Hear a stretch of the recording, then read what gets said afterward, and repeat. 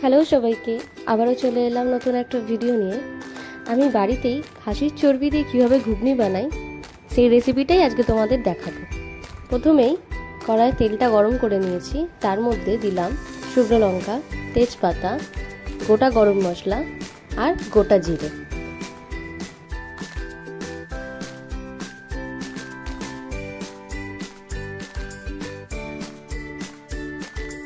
এবার ওই ফোড়নে দেব পেঁয়াজ কুচি।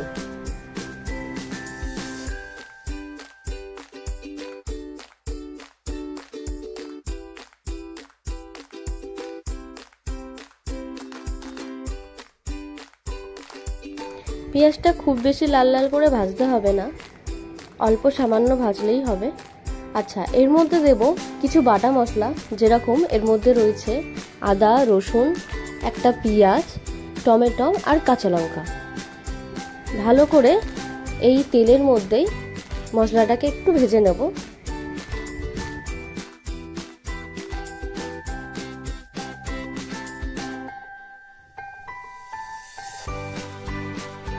এইবার একে একে কিছু মশলাও আমি অ্যাড করে দিচ্ছি, যেরকম জিরের গুঁড়ো, লঙ্কার গুঁড়ো, হলুদ গুঁড়ো আর স্বাদ মতো নুন আর একটু মিষ্টি আর কাশ্মীরি রেড চিলি পাউডার, যেটা আমি সব রান্নায় দিয়ে থাকি।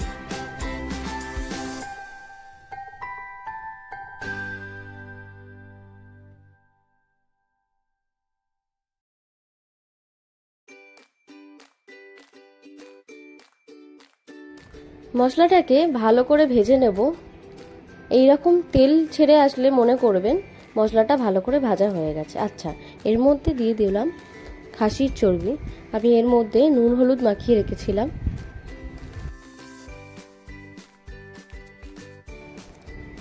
ভালো করে চর্বিটা মশলার মধ্যে ভেজে নেব।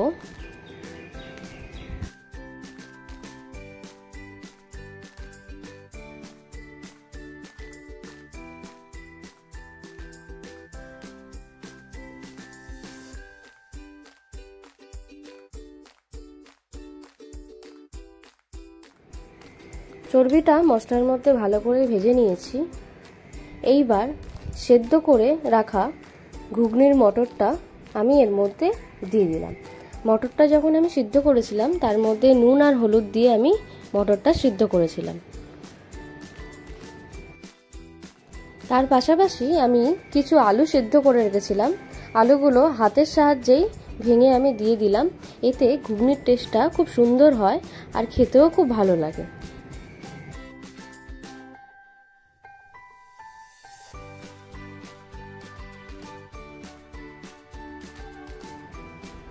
এইবার ভালো করেই মশলার মধ্যে নেড়ে নিয়ে আমি এর মধ্যে দিয়ে দেব পরিমাণ মতো গরম জল।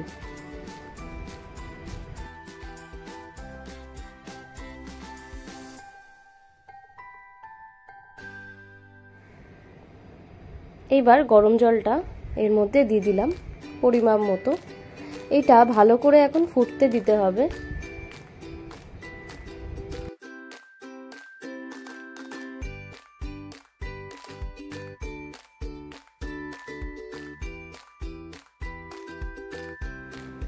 এই তো আমার ঘুগনি মোটামুটি ডান।